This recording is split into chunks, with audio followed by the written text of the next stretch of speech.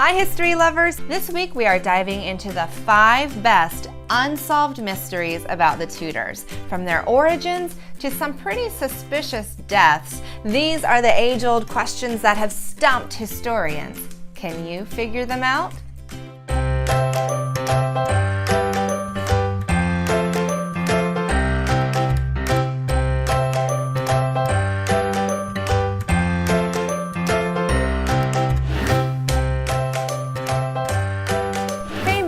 Owen Tudor was a Welshman who married the widowed Queen Catherine Valois sometime between 1421 and 1432. Together, they started an all-new family, and all of their children took the last name Tudor. However, there was one rumor that said Catherine's oldest sons were actually the children of the Duke of Somerset, Edmund Beaufort. Catherine even named one of her sons Edmund, which only fueled the rumors. So if this rumor is true, then the royal heirs of the Tudor line were actually Beauforts and not Tudors at all. However, this is just a rumor. There aren't any documents that would suggest that the Tudor line was anything but Tudor. But the story's been around long enough that some people do believe it. However, the paternity of these Tudor heirs doesn't really change the history books. Ultimately, the Tudor claim to the throne comes from Catherine Valois. This next unsolved mystery is a two-parter, so hold on to your caps. In 1483, before the Tudors were ever monarchs, there was an incredible story about Edward IV's 2 sons disappearing in the Tower of London. Their disappearance allowed their uncle Richard to become Richard III. What happened to these princes, we don't know. Maybe they were murdered. Maybe one or both escaped. And that brings us to part 2 of this unsolved mystery. A few years later, in 1490, a man named Perkin Warbeck showed up in Europe out of nowhere, claiming to be one of the missing princes.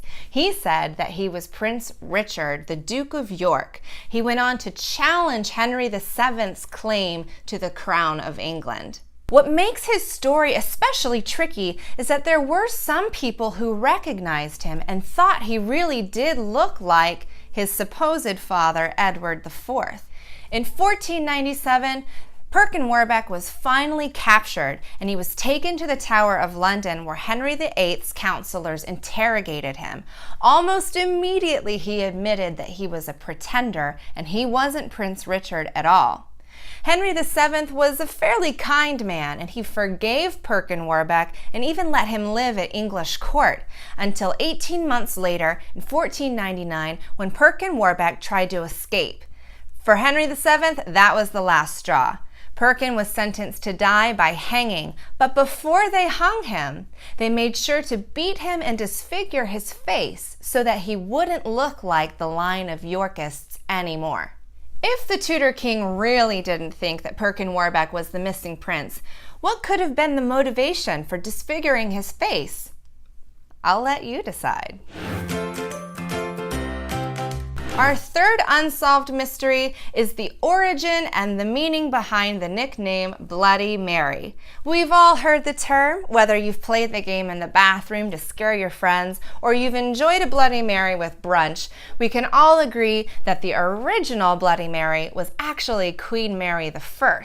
But did she deserve that nickname? Where did it come from? It makes her sound especially bloodthirsty or even like a tyrant. It's true that Mary was a Catholic queen, and she didn't really get along with her Protestant religious leaders.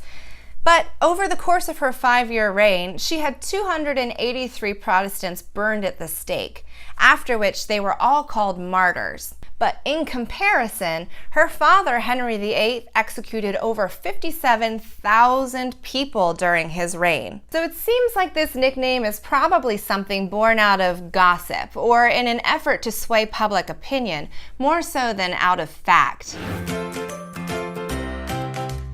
Another Tudor monarch with a suspicious nickname is Elizabeth I, who was known as the Virgin Queen. She never married and she never had any children.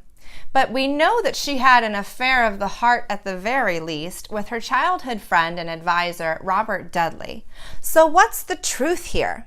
There are some rumors that said Elizabeth used to go on long progresses where she was able to have her illegitimate children in private. There is no documentation to prove that. It's just a rumor, but it would make a really great story, don't you think? So why can we call Elizabeth's reputation into question?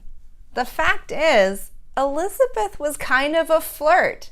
Not only did she fall in love with Robert Dudley, but she was an unmarried queen, and she had tons of suitors from all over the world, and she would lead them on for months before ultimately rejecting them. All of these crazy stories and rumors have really given historians a run for their money in determining whether or not Elizabeth really was a virgin queen. However, the lovely Tudor historian Tracy Borman, who was also a friend of the show, firmly believes that Elizabeth was a virgin queen, and that's good enough for me.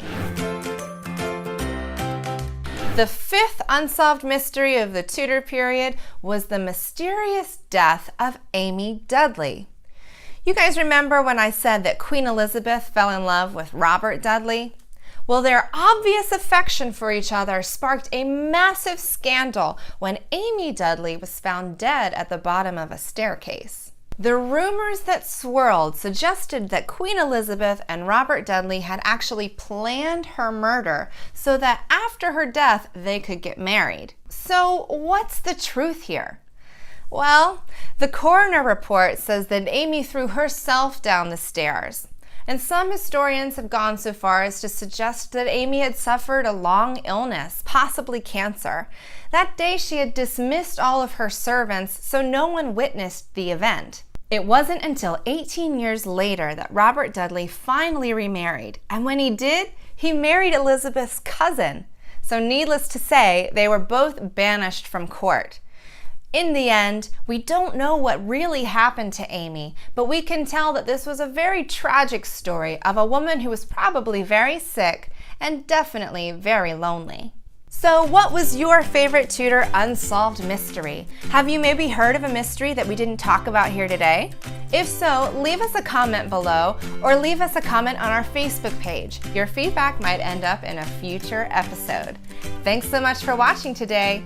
Y'all have a great week.